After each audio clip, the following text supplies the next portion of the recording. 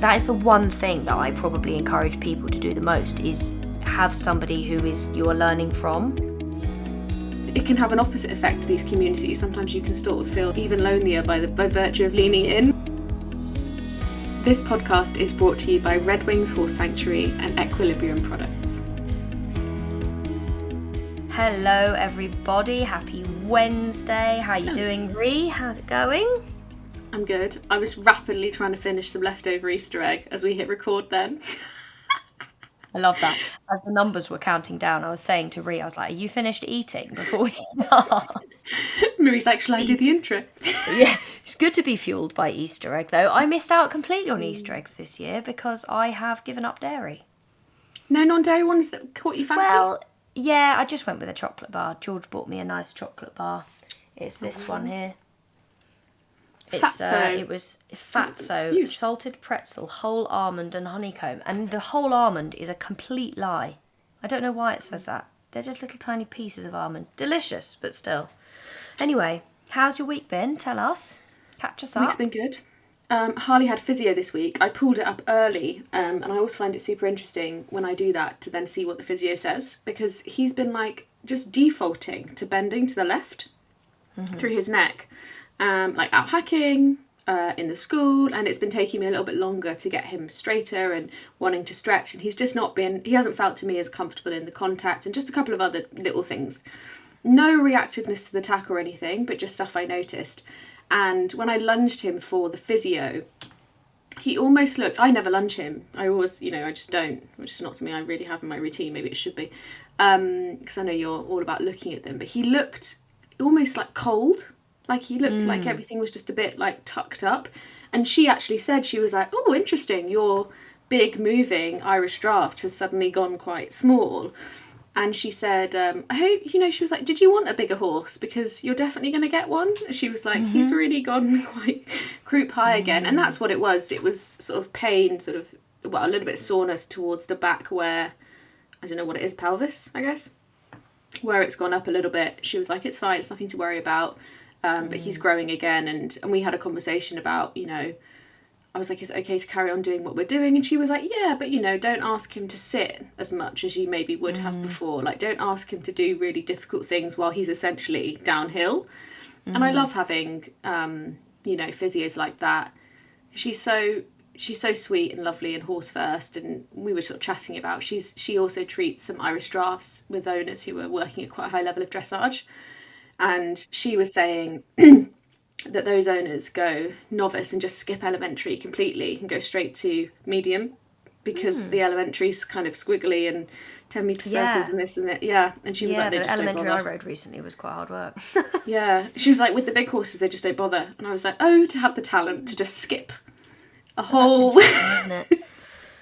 Do you think that, I think it's interesting in those moments, how you said, like, am I okay to carry on? I wonder sometimes, and this just may be food for thought, whether sometimes we should ask another question of, would it be better if I rested them?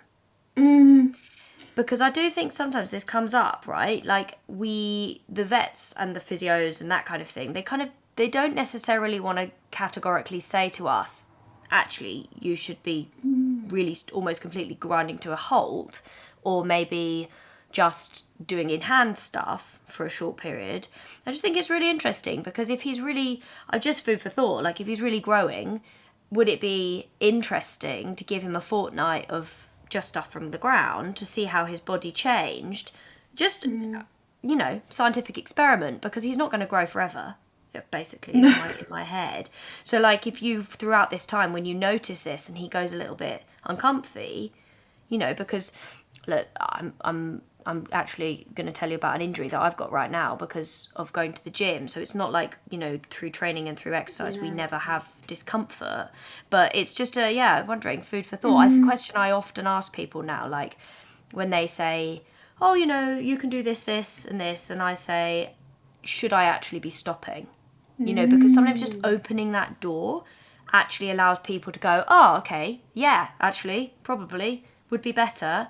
You can tick along, but you also could completely pause. Just, an interesting thing that I kind of heard in my head as you said that. It's a good point. Yeah, I remember. I always think, oh, you'd like to think they'd tell you, but at the same time, as you said, a lot of them just presume that people won't. And I remember saying to him, like, saying to her, sorry, I was like, oh, we've got cross country on Monday. Like, is that okay? Should I stop jumping? She was like, oh my god, no, carry on. She was like, honestly, he'd probably find the jumping easier. She was like, I'd probably pull back on like the dressage, if anything, because he's having to shorten and sit behind, and that's harder for him. But you're right, it is a really interesting point of like, what do our professionals expect us to do, and therefore when we expect them to point it out, they actually might feel like they can't. Definitely. That was something that we talked about a little bit about, and there was an analogy, no, I don't mean analogy, what was that acronym. That one of my lovely clients, she does like breastfeeding workshops and what's the other one that you go to before you have a baby? Antenatal classes. Yep. Antenatal classes. I was like, people are really shouting at their radios / headphones because we don't know the word. So the acronym that they use is called BRAIN. So when you are presented with a choice, medically, this is, in terms of pregnancy, the antenatal people suggest that you go through this acronym to like make decisions. And I think this actually is really applicable to horses, and the conversation that we had last week with Lily, where we were talking about how you have choices. You don't just have to take the first and only answer you're given. So the acronym is BRAIN, and it starts with benefits. Like, what are the benefits? You can ask, what are the benefits of the procedure you are suggesting? And then what are the risks? And, please explain all of them in great detail. Are there any alternatives? So, like, in your opinion, are there alternatives to what you're suggesting? You may be giving me your best option, but are there other alternatives? What is your intuition telling you? So, like, is your intuition, and I think that's very common, with mothering, like women are amazing, aren't they? Carrying babies 100%. And their bodies are just the most magical things. So your intuition will play into that a lot. Now, obviously, if you're a real chronic anxious overthinker, then potentially it's harder to lean into your intuition because it might be a bit scared. And is nothing an option? And I love that. Yeah, and really I was like, oh, that's so relevant to how we handle situations with our horses. I had somebody send me a message this week and they said, oh, I've been given this opinion by this vet, and it was a end of the road opinion. And I said, I think you need to have more than one person tell you that is your only option. In the circumstance that they were in. It wasn't, it definitely wasn't a cut and dry decision. And I think that acronym could be super helpful. So what are the benefits? Are there any risks? Are there alternatives? What is my intuition telling me? And what if I was to do nothing? Now, obviously, the nothing is slightly more complicated if you are presented with like a physical medical condition for your horse. But you wouldn't say that what I did with Blondie with her PSD was nothing, but it certainly wasn't medical intervention. Yeah. So, yeah, interesting. I honestly think the more we do this podcast, the more that I think we're finding our like niche. And I think for us, a lot of our niche is like forward-thinking approaches, discussions, blah, blah, blah. And throughout it all, this red thread for me has been like, so much of this comes back to our assumptions. We assume that the way that we've been taught is the right way, because that's, otherwise why would they teach it? We assume that when our professionals give us an opinion, it's the right one, otherwise why would they be giving it? And it's actually it's frightening in a way to realise that the fact that women, not even like horsey people, women have to ask, like, what's the benefit? What are the risks? The fact that they have to ask is actually really frightening to me. They're like, why isn't this information being freely offered? And look, I've never been pregnant, so I don't know. But that's quite scary. But I think it's a really good reminder of just being like, it's okay to challenge assumptions. Even if they're like, oh no, this is the only way we know how at the moment. And you're like, okay, cool. And I think I quoted somebody last podcast, or maybe it was the one before, and I got corrected. And I love to be corrected, and I think it's really important to be corrected. And there's a reason why I'm allowing myself to be corrected, because this is actually very important. I said, when you know better, you do better. Yeah. And the quote actually is, do the best you can until you know better. And then when you know better, you do better. So I had shortened it. Yes. But it was by Dr. Maya Angelou. Oh, yeah. Love Maya Angelou. Her books are currently being removed from the shelves in American libraries as part of the removal of diversity, equity, and inclusion texts. The reason I brought that up was those people who are giving you their opinion, they are still doing their best, even if it's not the whole answer. And that's even if people are having a tough time and giving you maybe a hard time, remarkably, most of the time, they are actually doing the best they can in the situation that they are in. Now, it might be pretty bad, because their situation might be pretty bad. Like if you're being bullied at school, for example, often that kid is having a really hard time, and they might be making you feel like you're having a hard time because of them, but it's because they first had a hard time. I'm not negating the fact or saying that it's okay for people to treat you badly and for you to just roll over and say, okay. But it's like that experience gives, like, it's that translation of experience, I suppose. And when you're dealing with professionals, which is drawing it back, bloody hell, that was a bit of a tangent. It's like they are giving you the best they possibly can with the circumstances they've got. And I had a few conversations on DM about that, like what we spoke about, like what Lily was mentioning about one vet's experience doesn't necessarily lead to the whole picture. And I think that's where being very open-minded and being very humble in the equestrian space is incredibly important. Like, I try and be that a lot. I'll make mistakes or have learnings with horses all the time and with people, and it's being able to say, okay, yeah, I'm going to learn from this, rather than like push it away or say, oh no, I was doing it right, I'm not listening. Yeah, 100%. And Maya Angelou, I mean, she's quite an incredible woman. And if you haven't heard of her, but you've listened to literally anything Beyonce's ever said, it's likely that you've probably heard quotes from Maya Angelou, because she does get sprinkled into Beyonce's stuff. I didn't know that. Oh, that's the first time I've heard of her. I bet you've heard her. You probably heard her works and pieces and stuff. But yeah, she's pretty cool. The thing that I do a lot now, and I'm noticing it more and more, especially the more work I do on myself to feel regulated, is how much you see in a person and how much it is reflected in their horse. Oh, I worry about that all the time. So it's good to worry about it.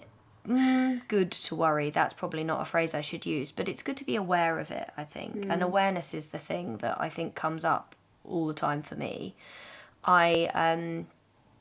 I've taught some lessons this week, and I was able to, because of the vagal nerve stuff that I've been doing, I was able to help people with that, with their horse. And the depth of therapy, essentially, that you end up doing with people is absolutely magical.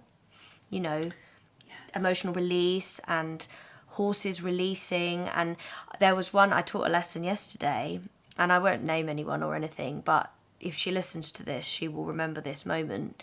She walked backwards away from her horse and stopped, and he was stood with his neck quite like midline, not up, but not down.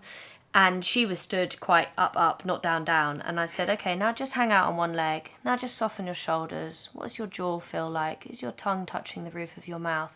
And you could see as she incrementally softened, he just dropped and dropped. So funny, isn't it? And They're then went, so amazing. And just did a big yawn. And I was like, okay, here we go. Now we can start. And it's like, I think we're always in such a hurry. And it's hard because sometimes you just are. Yeah. But when we are, we've got to remember that we have set ourselves that time in the day to do that thing. You've got if you have 30 minutes, you still only have got 30 minutes. You can't, it doesn't make it more time if you go faster. You still only have 30 minutes. So if that is the case, still go slowly. Take your time to do the things you've got to do, and you will have far nicer time than if you try and get from A to B at 400 miles an hour. Yeah, What a tangent we've started on today. I know. Well, 2 more things from my week and then I'll ask you about yours, because there's also that somatic shake trend that's come back on TikTok. But I'm not allowed to do, so I'm banned. Well, yeah. Anyway, we're not banned, but no, but I'm not allowed to do it. Copyright, boring. Carry on, Rhi. Go with your week. Go for it. Quite a few of you have messaged me to say that you compete in tweed, and I'm quite excited to now also compete in tweed. Oh, so I can't wait to see this stock of yours. I hope it gets a full TikTok series of you trying to tie it. Oh, do you know what? I was talking to Red Post today. We were talking about a few products that we're collaborating on, and they gave me a brand to have a look at some of their stuff, and I was like, oh my god, ready tied stocks. I was like, we need to bring it back because these actually look great. No, this isn't a ready tied stock. It's just a beautiful green one with gold dots on, but you'd have to tie it yourself, which actually I'm kind of delighted by, because I know how to do that. In the champagne saddle pad. Yep. The dream. It's going to look the dog's bananas. I was going to swear in them. Bananas. That's interesting. I forgot that people listen with their children. It's made me really self-conscious. Oh yeah, that mum in the car. I wonder if they listened to it in the car, and I wonder if she had a weird moment. Mum, if you're listening, can you tell us? Speaking of, I read your comments on Spotify, and so I've seen a couple of comments asking for can we do an episode about caring for the older horse? So we've been discussing that, and so we'll try and find a way to weave that in, because I thought that was quite a nice idea. And you've had lots of old lovely horses, so I haven't, but I did explore retirement livery. I also have offered retirement livery. I've got another semi-retired horse with us these days. But yeah, no. And also we have other horses with us who are older, who are not ready to retire, but, middle ground. And actually, doing some work has been good for him and, that kind of thing. So yeah, there's definitely a topic in there to discuss for sure. I had a really funny moment today. Go on. I had been hacking Blondie Dondie, and we had just had a mildly traumatic hack because she is quite a suspicious horse. Her PSSM makes her quite suspicious. And what I tend to do is hack her. Suspicious. Don't be suspicious. Don't be. I'm going to have that stuck in my head now. And sorry, carry on. The other horse that we hacked with is also quite suspicious. And so it was a relatively slow hack because we did lots of stopping and looking. And at one point I was describing what it would be like if I spoke as Blondie. And I was like, oh my God, is there a mountain lion? There's a mountain lion in that hedge, isn't there? Yes, I think there's definitely a mountain lion. I'm going to keep going, but I do think I'm going to keep looking at the bottom of that hedge. And oh my God, there was a sparrow. I think the sparrow might kill me. Although I am very big, I do think that might be the case. Oh my goodness me, over there. What is that over there? Okay, I'm going to keep going. Oh, there's grass. Oh, the grass is lovely. Maybe I could... Oh, then maybe there's over there. What's that? I can smell a fire. Yes, I can definitely smell a fire. We should definitely go into the middle of the crop now so that I can avoid the fire. She's up in middle class, is Blondie. Oh, she is. Yeah, she is. Yeah, and then we did it with the other horse. It was very funny anyway. And then, as we were coming up the lane, we pulled into a lay-by for a car to come past. And as the car came past, they stopped and wound their window down. And the lovely person, Rose, shout out to you, Rose. I got permission to say her name. She was like, this is so weird. I'm listening to your podcast right now. And you're right there, actually in the road. What are the chances? I feel like we've made it, Rhi.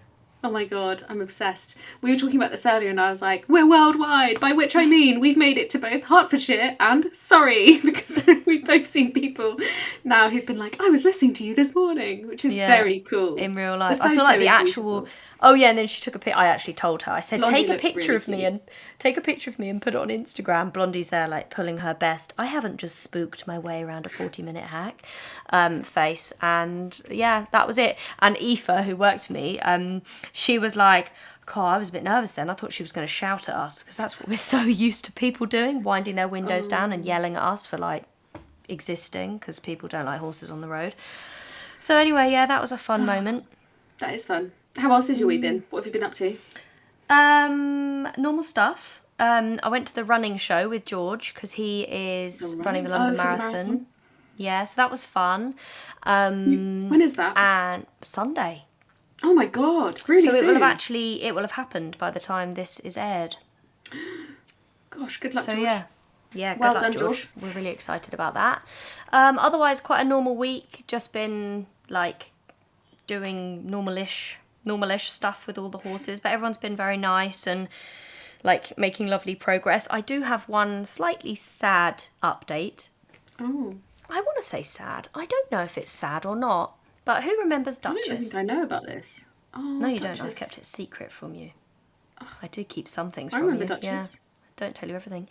Lovely Duchess. So, Duchess is a lovely big Belgian draft horse that came to us to get started. Now, it turned out that Duchess actually was maybe more complicated than her owner had gathered or learnt. She'd owned her for a couple of years, and throughout that time her behaviour had got a bit more difficult, and so if she feels worried about something, she ran away. Now Duchess probably weighs nearly a ton, and so when a ton runs away from you, not a huge amount you can do about it. And we've made loads and loads of progress. She's a really, really different girl. We kind of have now done the handling we could have done when she was 2, but when she was 5. And so because of her owner's like needs with a horse, or like she's got young kids and she's a teacher and she's a super busy lady, she needs a horse that's going to be relatively like pick up and go kind of situation.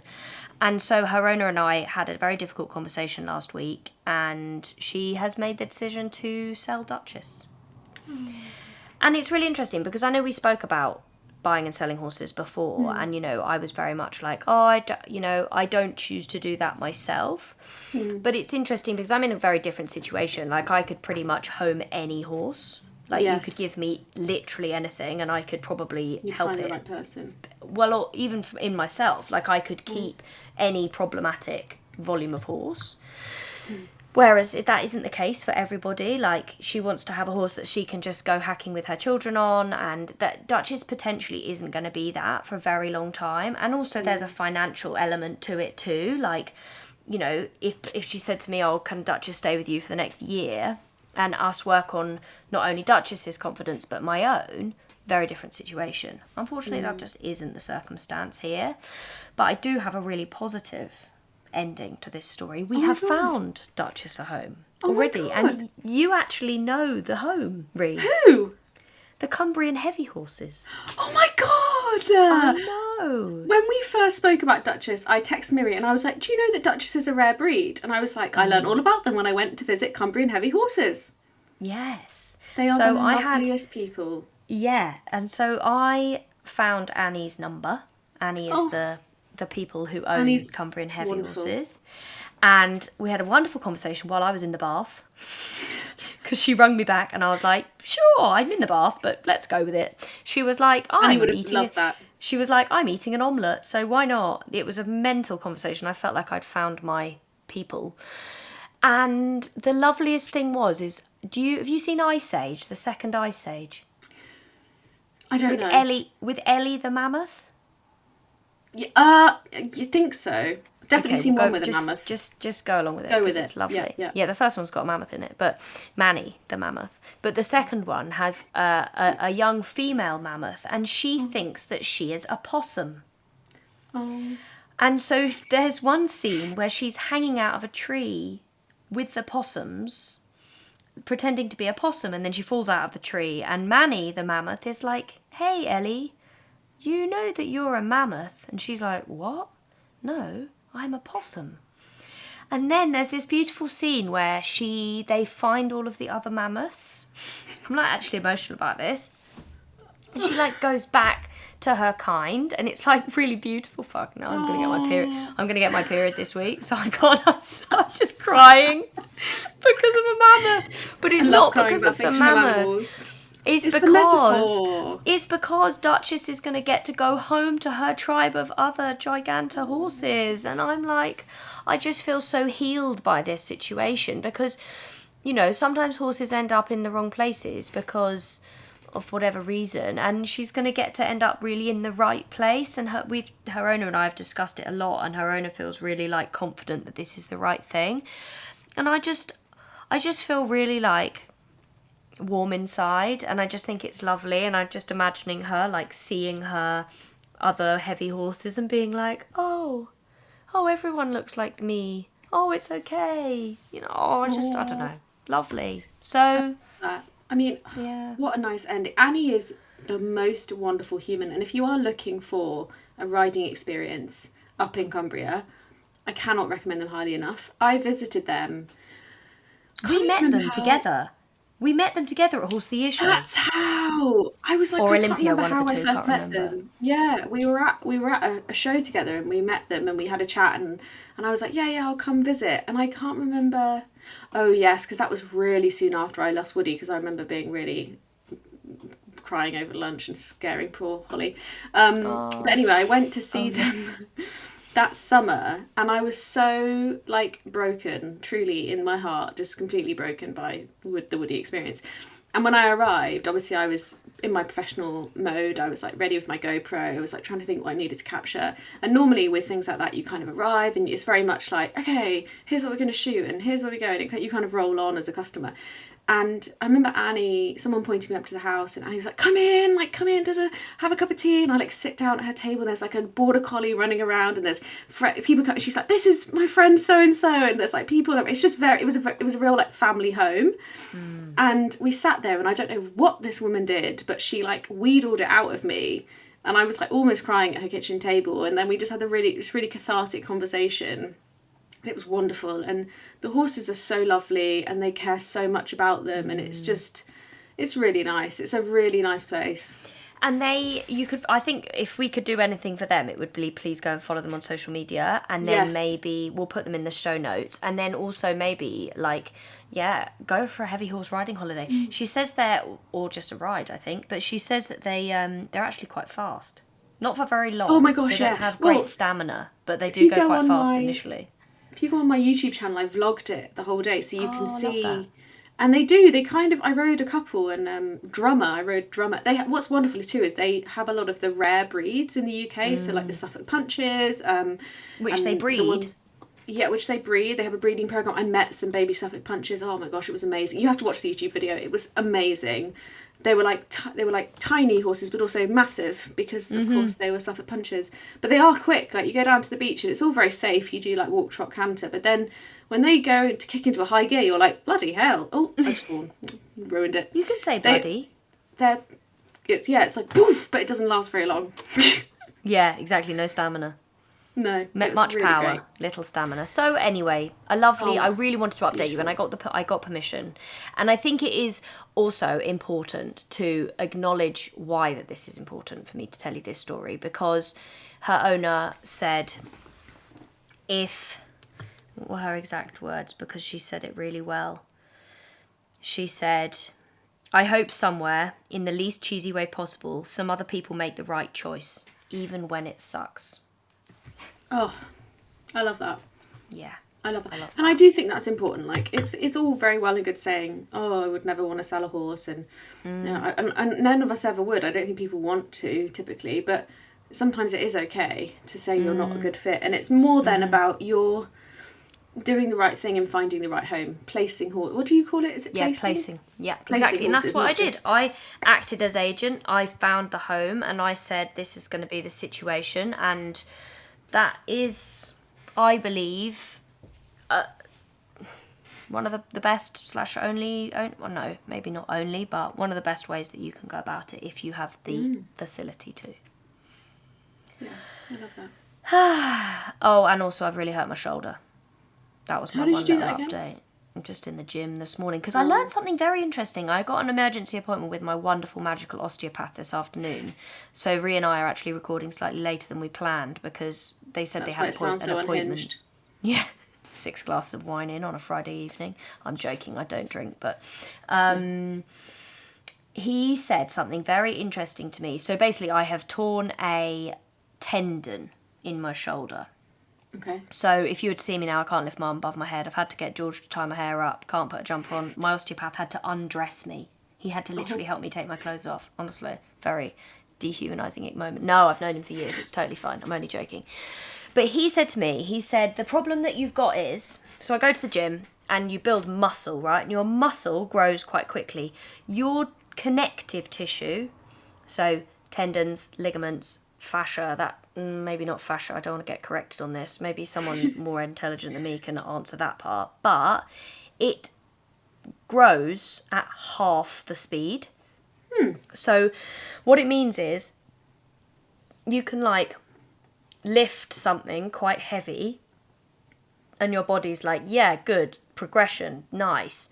And then you go to do the same thing again or slightly heavier and your muscle has got stronger but your connective tissue hasn't. So basically what happened was I didn't go to the gym all week this week because I just couldn't. I had a migraine and blah, blah, blah, blah, blah.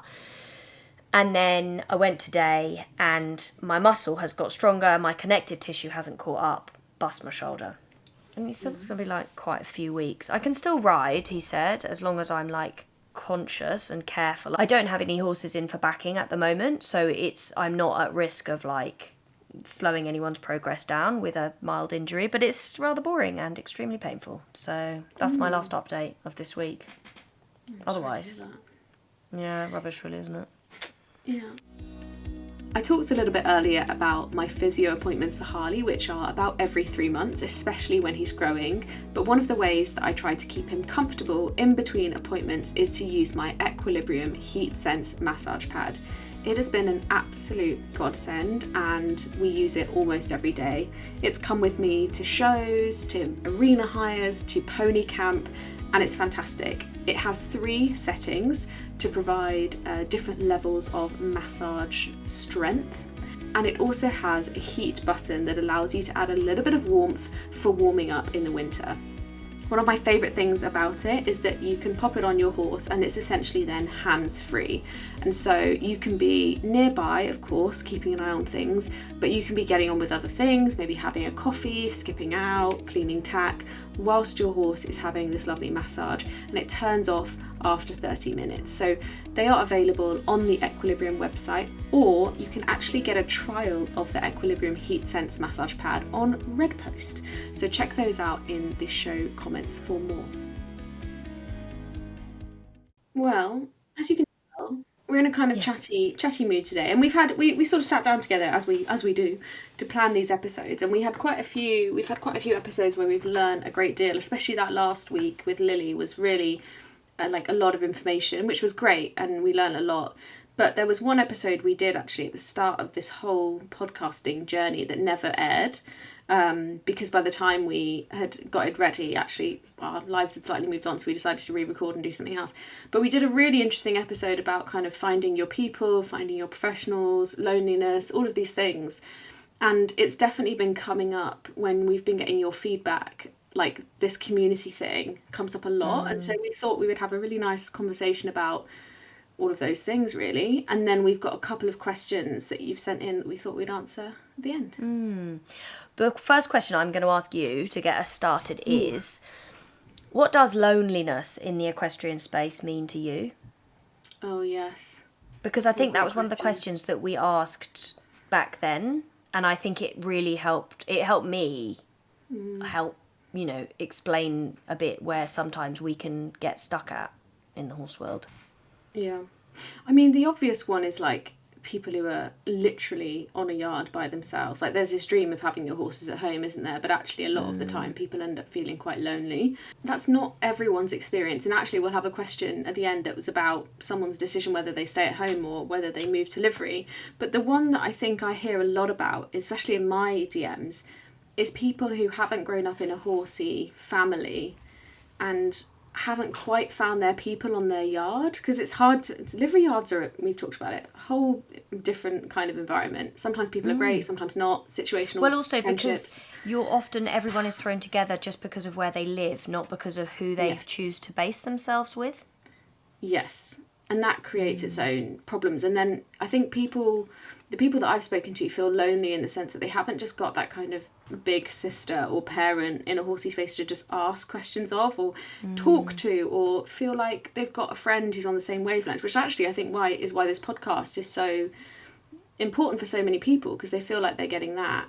But yeah, yards can be so lonely because you can be surrounded by people on a DIY yard, but actually you can feel alienated super quickly because, you know, Sharon's doing stuff that you don't ethically agree with. It's always a Sharon. Paul, I'm sorry if your name is Sharon, because we do pick on that name. It used to be, I used to call people Susan all the time. I don't know why. Yeah. Just was Miri's the name. doing things that you don't agree with. There we go. Rhiannon's always in a rush. David's John's not very friendly. Yeah. And so you can end up feeling quite lonely. And having been on the flip side of that, I feel really lucky on my yard that, like, I've got different friendships for different things, but often you come down on a Saturday with a coffee and you can almost guarantee that there's someone around to have a coffee with, and that's really lovely. What about you? Because you have a different perspective. Before we slightly move on, I think it's important to mention as well there that when you say that, remember that you aren't the only person who will feel it. In the sense of, if you're on that yard and you're like, oh, there's 10 other people and I feel really on my own, they may also feel in that way. And so sometimes being the first person to say, do you want to do this? Should we have a cup of tea after we've ridden? Or do you want to do some pole work together? Or, oh, I saw this really great video on YouTube about a pole work exercise that I was going to set up. Do you want to join in? Yeah. You can, sometimes it takes one person to be the instigator, and we don't all have to be like, oh, nobody wants to talk to me, so I'm not going to talk to them. Yeah. Like, sometimes you may get shut down, you may not, find that, but some, communities take work, and it's sometimes important to be the person who maybe starts. So that was what I just wanted to say on that. Yeah, go on. Well, secondary tangent, sorry. But I've been reading... We should call this episode The Tangents. Literally The Tangents. I've been listening to Mel Robbins' new book. She's a motivational speaker, if you're not familiar. She wrote a book called The Let Them Theory, which is fabulous in many, many ways. It's all about, let people do what they're going to do, and you let yourself do whatever it is. That's a horrible explanation, but anyway, in this clunky. I think you'd call that clunky, but we'll go with it. Keep going. Perhaps we'll open up in another session. But anyway, Google it. Like, it's not a difficult concept. I'm just not explaining it well. So Fantastic. There's a concept in that. She talks about the great scattering, which is a moment it happens a few times in your life, she said. Like, it happens when you leave school, happens when you leave university, if you go to university and school, happens when people get married, have children. It's moments in your life where you've been pushed into situationally that create a lot of social proximity. So school, you're friends with people at school, you see them all the time, they're really close, and then you all disappear after school. And people find those transitions, especially the first couple in their life, like school, university, really difficult, because we've never been taught to create friendships that aren't almost forced together through proximity. And she talks about there's 3 things that drive long-term friendships, and I can't remember what they are. One of them is proximity, something, but to your point around adult friendships needing work, like, it's okay that it feels hard. I keep seeing this TikTok trend of people being like, it's a sound from Friends, and it's Rachel going, I'm okay, I've got my girls, and then people being like, I don't have my girls, I don't have my group of girls to go for cocktails and brunch with. And to that I say, one, that's kind of an advertising thing. Like, the fact that you're associating a group of girls to go for brunch, lunch, dinner, nights out with is quite a capitalist thing. So I'll just say that maybe there's a reason that you've been subliminally feeling that way. And secondly, like, it's really normal. I don't know about you, and maybe you have a different experience, but I actually wouldn't say that I have a group of friends. I have lots of friends who are in really different spaces. And I almost have more one-on-one friendships in these different environments than I do a group. But yeah, it's interesting. I think just your point about, like, the scattering theory is that must be so hard for children, like moving schools. Like, that's very interesting. I went to the same school from 4 years old to 18 years old, and so when I then left, I definitely noticed the great scattering. And yeah, that's a really interesting concept to think about in terms of, like, how that happens and how it takes a lot of effort, I think is the word, to really pull those things back together. And Do I have groups of friends? I actually do have a couple of groups of friends. I was thinking when I said it, I was like, I actually think Miri does have groups. It's the same thing. They take effort. A WhatsApp group is a great thing. Setting up a WhatsApp group for your yard could be something. We should have a WhatsApp group for this podcast. That may be chaos, or something. I don't know. I've thought about this a few times. Yeah, a Facebook group. That would be nice, where people could share things and we could talk about stuff and we could post the things that we were interested in or something. I don't know. We'll look into it, guys. But yeah, a WhatsApp group between your friends or on your yard is a great place for community. And it takes effort, and you can be the instigator, so go ahead and be the instigator. Now I'm going to draw it back because my brain is working tonight. What is loneliness in the equestrian space for me? And for me, it is being okay with doing something different. Like, and I think this comes down to, like, worrying about being judged by other people. So, like, I obviously train horses in a very different way to the, like, standard, in inverted commas. I refuse to ride through a problem. We had a question about that, actually. I don't really fall off, in inverted commas. If I do, I will hold my hands up and say that I've really missed something. And say, like, there was a step in the ladder, like I was talking about in the last couple of episodes, that wasn't in place, and that's why the issue took place. Like you were saying, you know, the reason you fell off the other day at camp wasn't because of some big behavioural thing. It was because you weren't really very secure in your lower leg. Yeah. So, like, and that it was like also it was not like it came out of nowhere. Like, no, his head came up. Then a few minutes later, he started speaking. Then a few minutes later, he started rearing. Like, I could have got off. I could absolutely have got off. This is not. Exactly. It's not like it just appeared.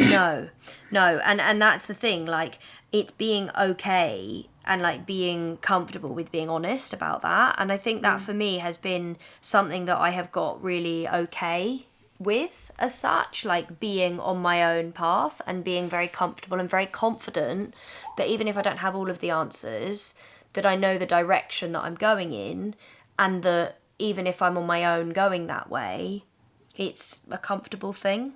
Like, what was, you know, like, there would have been the first person to do something like run 26.2 miles and run a marathon, and then someone else would have been like, oh yeah, that sounds like a good idea, I'm going to do that too. And now there's 50,000 people running the London Marathon. Just takes one person, you know. And if you feel like you are that one person, that's okay.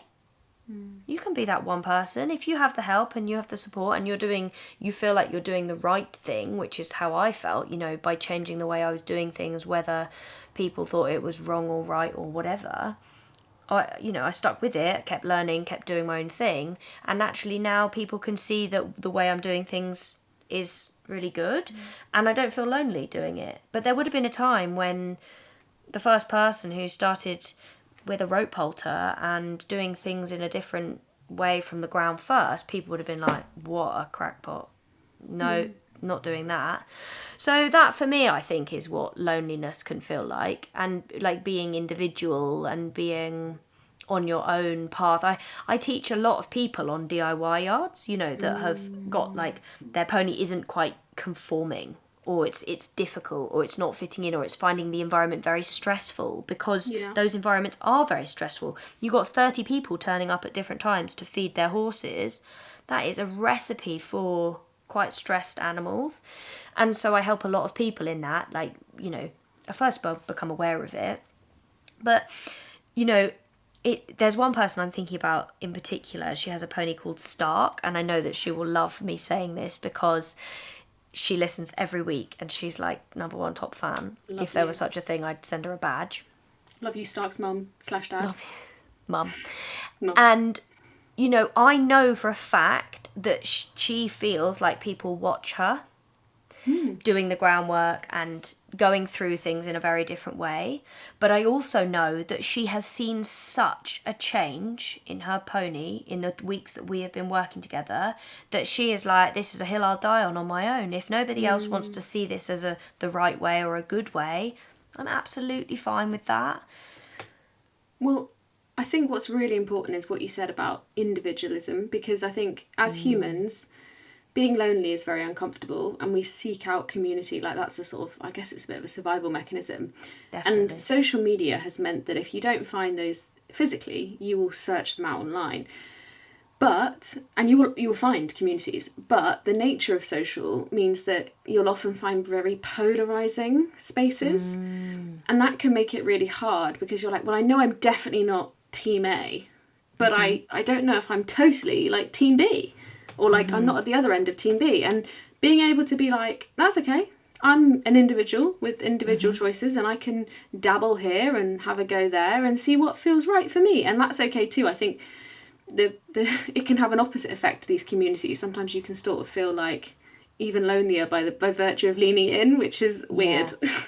Because I think that sometimes these individuals, or no, the kind of slightly more extreme directions, they lose sight of what it is to be a human. 100%. Because it's kind of like it's not a case of my way or the highway in any walk of life. And these people that sometimes, unfortunately, they become quite purist. Yes. And it's like either you are barefoot and bitless and bridleless and tactless and horseless and brainless, whatever. And actually, if you want to ride without your bridle on sometimes, you go, girl. I am with you. If you want to put your bridle back on, that's okay too. We are all just trying our best. Yeah. And I think that's where these people that have become very purist lose sight of what trying is like. And exploring. Having fun. Exactly. Like, you remember being a kid and one day, I mean, I certainly did this. I'm sure you did as well. And you were like, I wonder what would happen if I rode without a saddle. And you just got on bareback because it was fun. You didn't have to Google. I still do that all the time. Do you know what I mean? Yeah, I'm like, I wonder. Oh God, I'll tell you a story. Once I thought, I wonder what it'd be like to ride Zora completely tactless, with very little preparation for this situation, I will add. And so I took a saddle off and I had a rope round her neck, and I was like, come on then, let's go. And she was like, sorry, I don't speak this language. What do you mean? And I was like, go in a straight line. And she was like, I have absolutely no idea what you're talking about. So I gave her a little nudge with my legs, right, to be like, come on, Zora, off we go. She went into canter and I fell off the back. Oh. Genuinely, that actually did happen. And like, I can remember being like, right, that needs a bit more preparation. So, but it's that like trying it and being okay. I was, my pride was a bit dented, but it was just a case of giving it a go and learning, and then going back to maybe having a saddle and no bridle, or a bridle and no saddle, or whatever it might be. And that's I had a very right? similar experience. Oh, when really? I was younger. Yeah. Well, I used to work on a but you were like a child, weren't you? I was like 30. Oh, okay, yeah, but I was like 15. But we used to have these hunters. Me and my youthful arrogance was carrying me that day, apparently. Anyway. Yeah. No, the fields are really far away, and so we used to ride the horses out to the field. And I always rode the same one, and he, for whatever reason, wasn't coming out that day. So I was like, it's fine, I'll just ride Johnny, or whoever it was, someone. And I got on, and these horses are massive. They're like 17-hand Irish drafts. They're not like small. Butt me straight off. My bum barely touched the rug. Butt me straight off, and I was like, I guess I'll walk. And that's what, if you do want to try things, it is important to be prepared. That is Indeed. What we're trying to say. I did not prepare Johnny for my arse hitting his rug. He was like, no thanks. That's so funny. But it was even like the conversation that we had off recording after the podcast with Lily about barefoot. And that's a scary community, the barefoot community. It's a bit intense sometimes. It is, and I think it's because those people are very, very passionate about the power of a barefoot foot. And I am very passionate about the foot of a barefoot horse, but at the same time, I'm never going to go around and make somebody feel not good about what they are doing, because they are doing the best they can with the information they've currently got. And I think what Lily and I, what we were all discussing at the end about it, because obviously we have discussed before that you were considering maybe having Harley barefoot at some point. And what she was talking about is looking at it like an option. rather than like right, once you do this, that's it. This is the line. We're gonna draw it in the sand. No more shoes. No more capes. No more shoes. Remember that from The Incredibles? And all the film references today. And that's not the case, because she said, and we've said before, if it's not what you want or it's not working out, you put the shoes back on. You retrace your steps. You change your approach, whatever it might be. And I think that's what it should be, And that is the power of, and this maybe comes on to finding your professionals, but that's the power sometimes of a one-to-one conversation, because I've been doing all this research about angles, foot angles and stuff like that, and I was like, oh gosh, it starts to feel a bit like the Da Vinci Code, I'm not going to lie, yes. Once you get into hoof, if you get into hoof mapping, you need help on that one, don't worry, yeah, I'm still there's not an very app, up to speed. and, I have the app. I'll do it. Yep. And anyway, I was getting in a bit of a tiz, and I was like, I don't know how. And I remember I found my farrier, and I found him. He was on the yard, and I was like, "Oh, do you mind if I chat to you while you're shoeing?" And he was like, "No, of course not." And he's a wonderful captive person. audience. Exactly. He was like, "Well, I have no choice, so I guess so." And I can't tell you to go away, so here we are. Come on then. Yeah. Where are your questions? And we just started chatting, and I was like, I've been doing this research, and da. And we were just talking, and I was like, "How do you decide on this? And what makes you decide that?" And he just answered like a human. He was like, well, there's this school of thought, and then there's this school of thought, and I've trained in these three, and I do this, and then, but if the horse tells me this, then I do it like this. And I was like, nuance. What a wonderful friend. And, he was like, we can try and take them off, and then if it doesn't work out, you can put them back on. And if we're going to take them off in the autumn, then start thinking about nutrition now. And it all just felt so much more like doable. Whereas, being alone in these online communities, suddenly you start thinking, oh my god, everything's wrong. Nuance. Very important. Yeah. And finding people that you can help, that's why I started doing what I do with my online teaching. Yes. Because it can be so lonely. So I'll give myself a little plug here, because I think it's a really valuable thing. But I have something where we do consultation. I do a consultation call through my website, so you can book a call through my website, and I'll call you up and I'll ask you how I can help. And you can write it down. There's a space on the booking to write down how I can help. And then we talk in detail about like management and where you're at and what's going on and how I can help you make the progress that you want to make. And I think, it can be like, like you say, it can feel very lonely in that moment. And if you don't feel like you can approach your farrier, or you've had a diagnosis from a vet, or you are unsure about how to make progress because this hasn't felt right or that hasn't felt right, or you tried this and that didn't work, having someone to just talk it out with you who has a lot of experience I have found to be really, really beneficial. And well, people seem to be very grateful of the help that I provide, and it's a lovely thing to be able to do. So if you are finding yourself listening to this thinking, oh God, but I don't know who to ask or what to do, then maybe I can help, and maybe we can just talk about it. And it's not hard and fast advice, of course. Again, it's all nuanced, but it's a starting point sometimes. And I have done a fair amount of problem solving these days, so yeah, I'm good at getting back to the baseline. I think that's the hard thing often, working out where your baseline is to then build up from that. We were going to talk a bit about finding professionals, weren't we? Yeah, well, I think the power of a long-term professional partner in a coach, in a yard owner, and I think this is something some people, especially if you're like DIY, you might not maybe have that regular coach. And it's one thing that I've felt very lucky of in my yard, because not only do they then have a sort of, and you, I guess, with your consultations, not only do they build up a picture of your horse and who they are, like in all seasons, in all weathers, over the course of time that they learn who they are. And same with your physios and stuff, like my physio saying, oh, your big moving Irish draft has gone quite small. And it's really, there's such a benefit to having someone long term, because also it's about you and them knowing you really well as well, and like understanding who you are and how you think and the kinds of things that make you stressed. And we're not saying that all of that is the responsibility of the coach, but it certainly helps. And it's that sharing of responsibility. Yeah. Humans are not designed to have all of the answers all the time. No. We are designed, it takes a village, the phrase is. It's because it did actually once take a village. for all things. Yes, raising children was the original thing that was brought for, but everything. It would have taken a village to build the village. It would have taken a village to sow the crops. It would have taken a village to raise the children. It would have taken a village to educate the children. Not everybody knows everything about everything. So having people in your life that you can go to for that information to talk to is so valuable. And I think if you don't have that, that is the one thing that I probably encourage people to do the most, is have somebody who is you're learning from.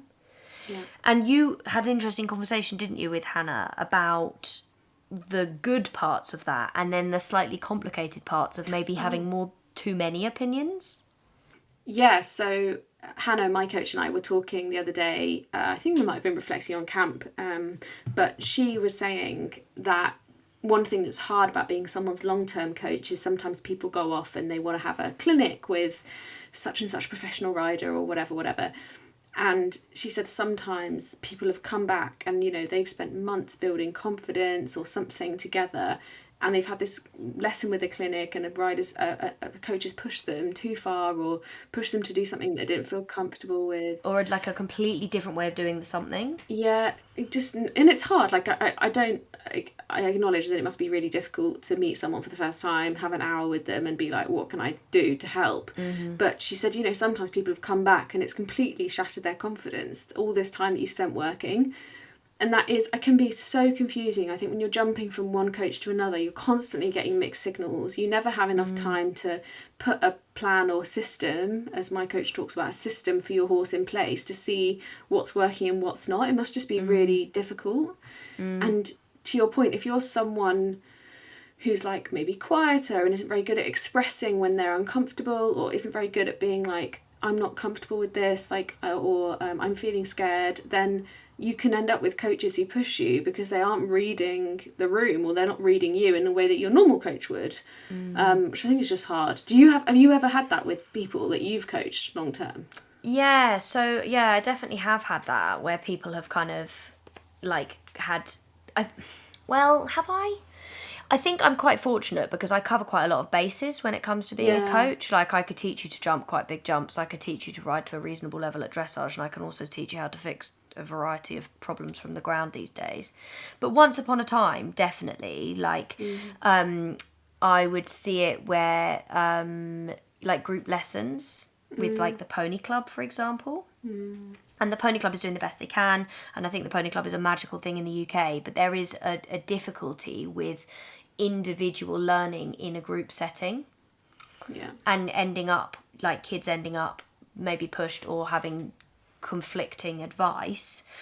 And something that we learned when I did my UKCC, so I've done 2 levels of UKCC, a level 2 and then a level 3. And one of the things they always talked about was, is this coach-led or is this rider-led? And coach-led is, I know what's best, that's what we're going to do as the coach. Rider-led is, how did that feel? Oh, yeah. What could we do differently this time? I'd like you to go and complete the exercise twice, once on each rein, and then we're going to come back and you're going to tell me how it felt. And that coaching is what enables, excuse me, it's what enables growth, because that is what will allow someone to say, even those quiet people that you just mentioned, God, it felt really different on the right rein. Oh, why did it feel different on the right rein? He was really pushing into my inside leg, actually, as I was coming around that top corner. Oh, that's really interesting. What is it that you think, what could we do this differently this time? And they say, oh, I could pull on my outside rein. And you say, have you thought about maybe the connection from your inside leg to your outside rein, like opening the outside rein? And so then you get this communication of growth and like knowledge sharing rather than just knowledge giving, because you don't want to feel shoved. And I suppose if you can try and find people who are in that respect, like doing things in that way, and while you're finding them, keep yourself at a level that maybe is a little more comfortable, if that makes sense. Like, if you're used to jumping a metre but you go in a group that's maybe jumping smaller, you can learn whether you like the style of coaching before you go and push yourself out of your comfort zone. I was basically just trying to find a solution to that problem of turning up to have a lesson with someone and hating it. Yeah. And I think that maybe it's underselling where you're at if you feel like you are that person who would struggle to say, this is way more than I feel comfortable with.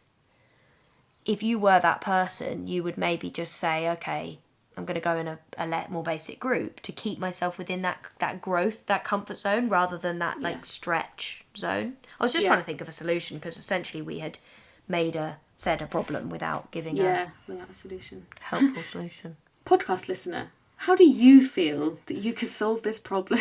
I'm being coach led. No, rider led. I'm joking, obviously.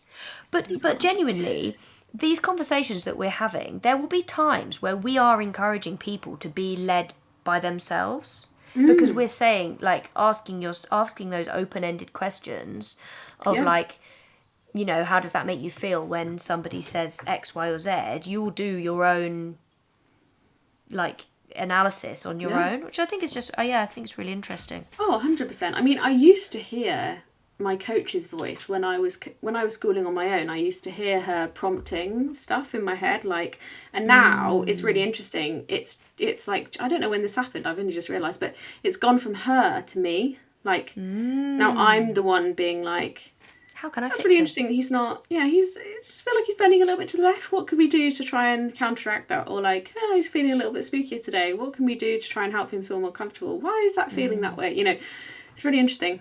Coaching and then yourself. you go one step ahead of that, and my body just starts mending things for me without me even thinking about it. Oh, I love that elite level. Elite. Yeah, I can't do that. My body doesn't know how to do anything at the moment. I'm always like, put this here. Put this here. I think I could sometimes do with analysing things more in my head. But I think that's a story for another day. Anyway, moving on. Well, yeah. I was going to talk a bit more about the professional side of things. But I think we have touched on this before. But I also think that recommendation is a really good way of finding people in your area. Like, if you were most horsey counties in the UK, definitely. And this might be the same in other places, because we learned today that we've actually got 9 listeners in Japan. So if you've got this in Japan... I didn't know that. Amy That's told so us. cool. Yeah. Amy told us today when we did the breakdown of where people are listening from. We've got people all over the world, Rhi. Wow. Magic. If you're listening from Japan, hi to you specifically. Hi to you. Please, can you give us a comment so you can tell us a bit, or send us a message so we can hear about, like, where you're listening and what the situation is. Like, are you an expat or are you actually Japanese? Cool. Anyway, I've completely lost my train of thought. Finding your professionals. Finding recommendations. So, like, we have something called, like, Hertfordshire Horse Riders, for example. And if you get specific and you say, hi, I am a semi-nervous middle-aged lady and I would like to join some jumping clinics, a load of semi-nervous middle-aged ladies will probably give you some recommendations of what you could do. And that's how you find some people that you want to go and do stuff with. A bit like, I know you're not a semi-nervous middle-aged lady, Rhi, but the clinics... The energy, though, sometimes. The energy, definitely fits. Definitely fits. I've got a load of semi-nervous middle-aged lady friends. That's fine, right? It's just how it is.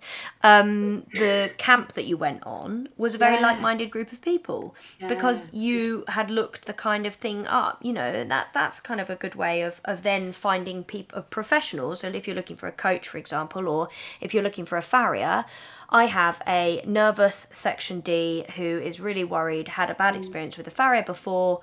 Has anybody got any recommendations? Sharon down the road, we should change the names. Shanice down the road, who had a really rough farrier, isn't going to suggest them. Yeah. Whereas Peter is going to say, oh, I've worked with this lovely person called Simon and he was so gentle with my foal. And then would you look at that? But also, it's not even that Shanice wouldn't suggest her rough farrier because she thinks her farrier is rough. She will read your post and be like, nervous. So you're just not even on the same wavelength. And that's the point. Yes. We're trying to find the wavelength. And by explaining the wavelength, you will find the wavelength, is what I'm trying to say. Quote of the day. Quote. finding your... Have you got any advice on finding a professional? Like, how did you find your coach? Tell us the story of how you met Hannah, because we know it's a love story. Oh, sometimes Hannah listens to this. I wonder if sometimes when she's out hacking, she like puts one earbud in, not that. Two, and she listens. Never two. She's always like, I'm so proud. And I'm like, thank you. So she obviously was in the local area, and she was running clinics and lots of things. So that's how I kind of first came to her. I came to her sort of thing, and I came and I did a clear round, I think it was, and she was just super. She runs a clear round. We've talked about this before, where because she's a coach, if you're having a bit of trouble or you want a bit of help, she'll like step in and kind of coach you round. So she's always around, which is really nice. And so I sort of got to know her snippets of her coaching through that. And then I had a couple of lessons because I was considering moving to her yard and I wanted to see what it would be like to have lessons with her on a regular basis. So I had a lesson with her, and I also just sort of looked her up online, and I looked at the way that she posted on Facebook, which I think is really helpful. If your coach has a Facebook page, or if you are a coach, get a Facebook page. Yeah. Because I stalked my pony club. I stalked the BHS coaches as well, just to be like, what kind of wavelength are they on? And I was delighted to see that Liz Eaton, for example, Equitation with Empathy. I was like, first of all, that name, great, perfect. And then the things that she was writing was super horse first, very self-reflective, like very kind of supportive. And I was like, yeah, this is my kind of person. But I also saw that Hannah had not only done all of her qualifications, which are very important, but she'd specifically done courses on rider psychology. And that to me was a real kind of like cincher, because I was like, this is someone who is not only interested in the athletic side of the sport and the horses, but is genuinely interested in like what makes riders tick and the mental health side of riding, or the psychology of riding, which I just thought was really, really interesting. So especially as someone who runs a yard, because I've met a handful of not very regulated yard runners. Yeah. And they don't treat they don't treat the staff nicely, and people are often scared, and they have a high turnover of staff, and things like that. And I think if for someone who is not only a coach, you weren't only looking for a coach, you were looking for someone who was going to look after your horse. Finding someone who is actually like cares, not just about how clean the yard is, but actually how her liveries are going to be, or her staff are going to be treated. That's huge. So that's really cool. And I will say as well that I tried like 3 or 4 coaches. And I really liked a couple of them, and actually one of them, Sarah, I still coach with her when she does certain clinics and stuff. And actually I'm hoping to go cross country with her, a cross country clinic soon, because she's just great. And there was one coach that I just her style didn't suit me as much. She didn't do anything wrong. It just didn't gel. And so I just didn't book another lesson with her, and it was fine. You got to shop around a little bit in the beginning, which is stressful, but also worth it. And I think as well, when you are going, when you were saying before about like people going off and having their confidence knocked, potentially, you do want to try and be relatively consistent with who you're training with in that respect. If you're going for additional help, sometimes it can be really interesting to dip your toe in and get a second opinion somewhere and be like, oh, it's that's really interesting. But doing that too much can be really complicated.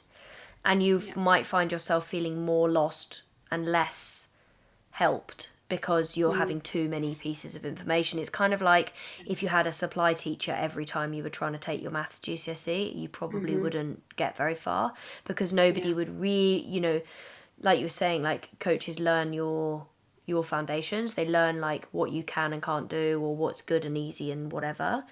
So yeah, that's really, really interesting. Our other wonderful sponsor is, of course, Redwings Horse Sanctuary. Now, I've just sent Miri a link to lovely Elsa, who was rescued by Redwings. Isn't she the cutest pony ever?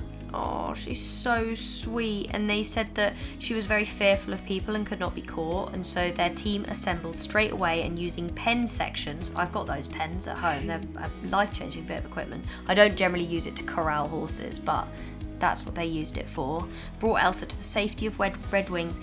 Within 24 hours, she had received emergency care and her condition began to stabilise. So she looks really poorly skinny. like very, very thin. And the picture of her in the pens, you can find all of this through their website, and it's lovely. They have some really wonderful stories on there. Is her like out in the middle of basically nowhere, kind of surrounded by these pen sections, eating a bit of hay. And they said that after a few days she received thorough dental treatment which immediately helped her eat hay comfortably. Because did you know that if horses are left in the wild that they will probably die of their teeth? I did not know that. Because their teeth, horses' teeth, like rabbits, they grow and grow and grow, and if they're not able to eat things like bark and I think they might even eat like gravelly stuff in the wild. I don't know. I need to look that up, but overgrown teeth will often be the reason that they basically starve to death.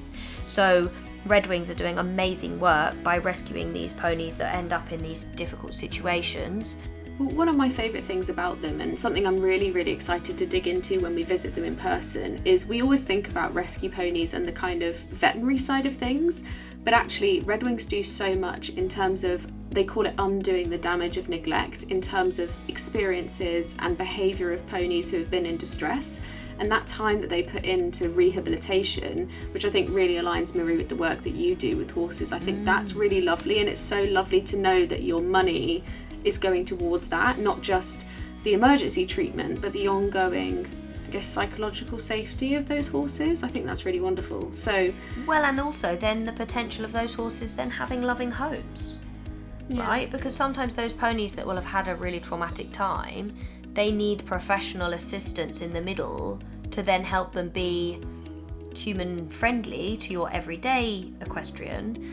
And these charities are this charity is doing an amazing job of bridging that gap, and that is complex stuff. PTSD in humans is something that's very complicated, and in horses it's even more complicated because you can't sit a horse down on a leather couch and say, tell me about your trauma. Yeah. If you feel compelled to support the work of Redwings, you can visit their website and provide a one-off donation, or you can provide a gift to somebody else, or you can do what I do, which is to provide a monthly donation, and they will give you wonderful updates in your emails of all of the ways that your money is being used to help these horses and ponies.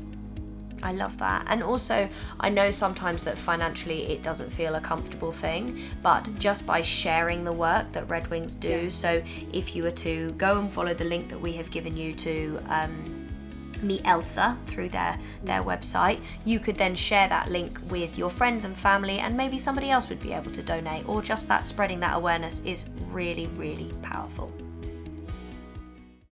Shall we, I don't want to cut us off, but also I'm aware that we have been talking for quite a long time, and we have got some really interesting questions. Yes, let's do questions. So we had a question, and I thought it was really interesting to read it, because I think it's the dilemma on the horses at home versus horses on a livery yard. Yes. Hi ladies, love the podcast and look forward to listening every week. Just having a bit of a dilemma and wondered what your thoughts were. I'll try not to waffle. So just recently, I have been offered a private yard by someone I know. The dream, right? And so, if it is and so much of it is perfect. It's less than 4 minutes from my home, which would be so helpful as I have 2 youngish children. They can take their bikes, play football with no pressure of upsetting anyone, and I can pop back and forwards as needed without too much drama. Cheaper than my current DIY, majority of off-road hacking, ours is all road with one potential canter field, so you can imagine how excited the horses get. And it would be solely be for my use and a friend. My horse would also have a field companion, which would be amazing. She currently lives out 24/7, but individual paddocks on a very large DIY yard. My concerns are about unsettling her and us losing our confidence as a pair, which we've done already and can be fragile. She's settled beautifully where I am already, and I have my coach on site, who has been a godsend. We hack together regularly and have become good friends, although she has transport and is always up for a change of scenery, so I am sure she'd visit for a ride. For all the positives of moving, I'm just so worried about us going backwards and being on our own with no support. Is this fair on my horse? Do I do the better thing for my family in the hope it all goes to plan, or keep where I am for the sake of my horse and the kids just get on with it? Ooh, very interesting question. Not a very straightforward answer, I don't think. No. I think my initial, kind of gut reaction was unless you're moving and this is not the case for every horse, but unless you're moving somewhere horrendous, like most horses can cope with moving yards, and it sounds like the yard you're moving to is actually really nice because she's going to have a friend's freedom forage. And so unless your mare is particularly has a history of really finding things very, very unsettling and difficult, I would probably say that isn't something that would be part of what I'm thinking about. I think what I picked up more on is actually for you, it sounds like the support network is really, really important. And the only thing that you have when you have a sole use yard is like that drops away, and what you get instead is solitude, which can be wonderful, and you get to run things exactly how you want them. And so it's really built for people who enjoy maybe their own company a bit more, or like want to do things in a very specific way. It kind of sounds like you could have best of both. If you've got a coach who's willing to visit, if you've got a friend who's sharing the yard with you, sounds like you have a really nice opportunity to run the yard how you want it, give your horse the friend's freedom forage, give your family the space to do what they want to do, and also your coach. Which will give you much more brain space. Yes, to come back and forth. And also, it would be a pain in the arse, but nothing is permanent. If it really didn't work out, you just move. Yeah, you put the shoes back on. Put the shoes back on. I had a few thoughts on this. One thing is, when your horse grows in their like nervous system skill set, that doesn't just disappear. It's kind of like building a foundation, right? So if she maybe was unsettled previously, but she has become more settled, that doesn't necessarily mean that if you change the situation that settledness will leave. It's like a kind of a building. And I think that, you could put some things in place to make sure that the move was as consistent, like easy for her as you possibly could. So like making sure basically that she is going to have some really clear consistency when they move. Horses don't really have the same emotional attachment to things that we do. Often horses come to me for training and people are like, oh, I need to come and visit because they're going to think that I sold them. And maybe sometimes they do have feelings of uncertainty with things like that. But if their needs are met, often that is good enough. And you're not going to be taking her there and then abandoning her. You would be taking her there and settling her in with her new friend. And if I was to give you one piece of advice, it was to make sure that there was not just one other friend. Oh. It would be, integration. Integration is very, very important. If she hasn't been out with others, then putting her across a fence from them is really important.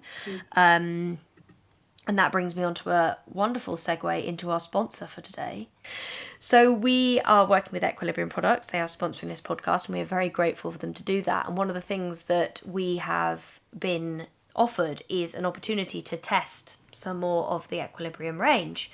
And I received in the post today some lovely new Equilibrium boots, and I discussed these boots on last week's podcast, but I got the opportunity to test some of the fluorescent ones today, and actually I did some very funny stories about me breathing through the boots, and I had a message from Equilibrium to say how much they loved them, because these boots are really great. So if you were integrating this new horse with another horse, being able to have the security of her wearing some very protective but very breathable boots, like the Equilibrium Tri-Zone brushing boots, would be a great thing to do. So there you are, another piece of advice. But what I was going to come back to was that having two horses living together is a very difficult dynamic. And potentially sheep, goats, donkeys, small ponies, something that will make it a little bit more of a herd potentially is something to consider, because what you might find is the reason that she feels very settled on that bigger yard is because essentially her herd is very large and she feels reassured by the fact that there's lots of other horses that are looking after lots of different things. So horses are interesting in herds. They don't have like a very strict hierarchy as we previously thought they did. You'd think they would have the stallion, the matriarch, the female head honcho, and then everybody else would sort of file in line after that. It actually tends to shift around. So you'll have like the watcher, the I don't actually know all the words. My brain is not functioning right now. But basically, like, they would all move roles within the group. So, like, on one point, a horse would be the watching. Another horse would be maybe looking after the younger generation, whatever it might be. And so they would all shift around. So if you have a very small dynamic, as in not very many, but two is really quite problematic. What you tend to find is that they both just rely on each other a huge amount and then become quite anxious. So often people say, "Oh, I have 2 horses and I'm really struggling," and the reality of that is it's because horses aren't really designed to live like that. Sometimes they cope really well. Some people will be listening to this being like, "Oh, what a load of rubbish, I've got 2 horses," and they're absolutely fine. Sometimes they don't, and you have like a re-weaning every time you move one away from the other. So that was one thing that I definitely picked up on. But I think what you said was right, Rhi. Like, if you can have the support, you can have the best of both. You know, your coach is willing to come, and maybe they are willing to set a bit of a schedule or a routine with you, even if that's just initially. You know, it doesn't have to be like forever, but maybe for the first month or 2 months, you have that regularity of the help. Every Monday, Claire's going to turn up. Yeah. You know, you've got that responsibility shared, you've got that help with that, you've got that, flexibility of the support, basically. That would be, I think, my opinion on it. And I think, give it a go. Because if it's going to change your life in terms of your children and having more flexibility of travel and being there, I drove past some people the other day and they obviously had a little small holding with a couple of horses. I think there were some sheep. Maybe there were more than 2 horses, but there were 2 people sat on deck chairs outside 2 little stables in the sun having a cup of tea with these horses just hanging out with them. And I thought, yeah, that looks pretty lovely. I could see you and I doing that, Rhi, when we're old. Oh, 100%. 100% having a little yard. Whenever I visit, whenever I go back home and I see Ollie, my best friend, he runs a family's private yard, and so it's just him, unless it's the winter, and then he sometimes has a bit of help. But it's so dreamy, like, it's just him on the yard, doing his thing. And, like, I used to keep a share horse when I was in my teenage years at this tiny family farm, small holding like yours. And it was so nice. You just get to potter about and you get to do your own thing, and you can keep the stables how you want them. Oh, it's just lovely. Lovely.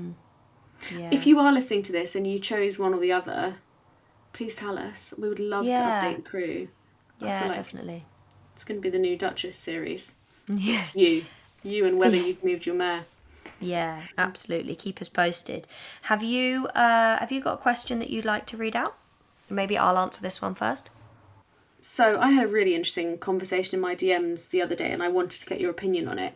Someone had messaged me on behalf of a friend, and they asked whether or not I book my arena, like book it out to use. And I was like, oh no, I don't. Like, why do you ask? It's pretty standard practice. Can you book your arena if you wanted to be not on as your a own? I mean, I guess you could post in the group and say, hey, I'm having trouble with Harley at the moment. Would people mind if I just kept the arena to myself between this time and this time? Fine. But generally speaking, people are pretty good at like leaving you in there. Like if you're jumping, no one's going to come in and just like walk around the horses. And if you say, people always come to the gate and say, hey, is it alright if I come in? And if you're like, I'm actually having a bit of a tricky ride, can you give me another 10 minutes? Like, people are really good. I guess also we've got like a big outdoor, an indoor that's smaller, and then we actually have a second outdoor, although it's not really used anymore. So there's all your people just go for a little walk up the road. Like, it's quite, I think everyone's quite relaxed, which is nice. But yes, they were like, do you book your arena? And I was like, no, why'd you ask? And they said, oh, do you have trouble with people coming in at the same time as you? Having trouble with negative energy, people kicking, pulling, shouting at horses. And this isn't just, I think, arenas on your yard, but like warm-up arenas. Like, let's say you've walked down to the warm-up arena with your lovely horse and it's all going a bit wrong in there. What do you do, Miri? Because you can't book them. No. Well, I think it's difficult because there's a much stricter policy on way of behaving with horses at shows now. And like there is a very low tolerance for toughness. And I think that in that situation with a warm-up, if it is not being dealt with by the show, you should go. If it is making you feel uncomfortable to the point you feel like, actually, this is not good. This horse is under stress, and the person, like excessive sweating, person overusing their spurs, overusing their reins, overusing their whip, whatever it might be, you are fully within your right to just go and speak quietly to the organizer of the show, unaffiliated, affiliated, whatever it might be, and say, there's something going on in the warm-up, it's really not good, it's the number 32, I don't feel comfortable being in the warm-up at the same time. That show, they have complete jurisdiction to then go and make a judgment call. Now, they might make the judgment call that is fine, and you can say, not happy about that. You could take it to the next level. You could actually go and complain to the governing body, BD, BE, BS, whatever it might be, and say, when I was at blah, blah, blah show, this is what was happening. This is how it was dealt with. Don't want to go there anymore. Now, in that moment at the time, trying to protect your peace as best you can is a difficult thing. Like, I had that difficult situation in the warm-up previously, but actually when I really focused in on what I was doing and I got Zora a bit more focused on me, horses are remarkably resilient at staying in their lane and not like sucking in the energy of the other horses. It's generally us that sucks in the energy of the other people, and the horse is potentially able to keep its lid on things. I think as well at home in a yard, it's almost more difficult because generally the person that is in the arena having a hard time, giving their horse a hard time, is having a hard time. Yeah. And it's then, how do you deal with that, learning that? Now, giving advice is probably not the right thing to do. I think maybe trying to there's two routes. The first one is you turn up to the arena at 6 p.m. to ride, and Clara is having a horrible time with her horse. It's evidently not going well. You're probably not going to the Olympics. So if you were to say that day, I'm actually not going to get involved in that. I'm going to go and do some stretching and maybe an in-hand walk around the yard, and then spend more time grooming today. That would be totally fine. And then at that point, you would then be able to go to your person in charge and say, I wanted to ride, but I'm really struggling because that person was being really unkind to their horse, and it makes me very uncomfortable. Because I think it is very rarely your job or your place to get involved with the way someone else is handling the situation. Unless in that moment they've lost their temper and things are really bad, and you want to go, hey, this is not okay. Yeah. That is probably not going to go down well. You will be met with frustration, because if they are frustrated with their horse, they will be frustrated with you. But if at that point you can't bear to see that situation, like I saw a man kick a dog once, and I was like, hey, what are you doing? And he was like, da da da da da, and I just kept walking because I was like, I shouldn't have said that. But at the same time, my reaction was to intervene. Kind of like if you saw someone you saw someone being really tough on a kid in public. It's a really difficult thing. It is. But I do think that if it's not that extreme and you feel like actually a good way to deal with it would be to just move away from it and then maybe talk to somebody who is in charge of what goes on, that maybe is the best option. What do you think? I mean, have you ever come across anything like this? Not to that level, but I did have a case, and it was a little bit easier to do this because the energy wasn't like awful. It was just, there was someone in the school and I knew that they were only having a quick ride, but they were a little bit, the energy was a bit up. They were a little bit frustrated. They weren't doing anything horrendous. Like, there was like a low level of frustration. They were talking to their horse a bit. They weren't doing anything nasty, but the energy was just quite frantic, maybe. Yeah. And I went in with Harley, and I was like, they'll be done in a minute. And I just stood on the ground. Harley went back to sleep because, his default in the sun. And she was like, are you waiting for something? And I was like, no, you carry on. I was like, we're just going to hang out for a minute. So I was like, I'm not making this about you. I didn't also say it in a way that was like, no, carry on. It wasn't like that. I was like, I'll be watching. Yeah, I was just like, we're just going to hang out for a minute, as if that was the plan all along in the corner. And what was really interesting was with me standing there with Harley, who had now gone to sleep, and I'm just, doing whatever. her energy suddenly was like, because I was like, maybe you just need a bit of energy sharing. Well, do you know what you did? You just picked up a mirror. Well, yeah, maybe. And she suddenly saw herself through your eyes. Yeah. And that, we've all been there. Like, have you ever been in an arena where you're having a bit of a hard time and someone comes in and they're like, they sort of have a look, someone helpful, and they have a look and they're like, okay, this is all right. Why don't you try this and this? And, and suddenly you're like, oh, okay. I've got this. I haven't so much experienced that, but definitely I have been in situations historically where I have definitely been having a bit of a hard time with a horse and hold my hands up, giving the horse a hard time. I didn't know how to do what I do now then. No way. And I remember thinking, it was like somebody just shone a light on what was happening and made me go, actually, I don't want someone to think this is how I solve the problem, so I need to change how I'm solving the problem. And it's not in that moment, it's not about being like, I'm going to show them how to do the right thing. No, and you're not even doing it on purpose. Yeah, you do it for you. For me, in that moment, I was like, I'm not getting on Harley with this energy going around because that's not going to be very helpful. He's going to find that stressful. He's quite noise sensitive anyway. I was like, this is just people shouting, not helpful. And so I was just like, I'm just going to wait. Just wait. Yeah. Interesting, isn't it? Yeah. Well, I think that livery yard situation is a complicated one, definitely. And I hope that the key to a good, well-run livery yard, I think, is having someone who is...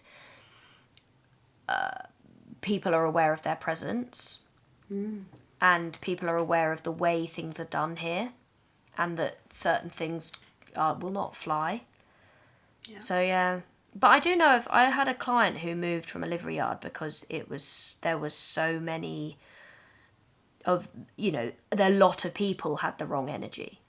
And if that is the case and you really find yourself in that situation, you are okay to not stay. Yeah, sometimes it's not worth it. It really isn't. Sometimes it's okay to make yourself lonely. Yeah. Because lonely is better than being lonely in the wrong bowl, Yep. Yeah. Wrong fish in the wrong pond, or right fish in the wrong pond, or whatever. There's no phrase there, I've made it up. Oh, this has been fun. Yeah, nice. Nice to kind of just talk, I guess. Yeah. We're good at that, aren't we? Oh, we are. We could waffle for England. We do. We do waffle for England. Well, we're kind of almost halfway through season 2 now, which is exciting. And obviously, mad? I know. We are beginning to plan season 3. So if you have a topic or interest area that you want us to tap into, you send us either a DM or you've got our email in the show notes. Thank you so much for listening this week. It has been a real pleasure. We will see you for next time. Thanks for listening. Bye for now. See you next week. Bye for now.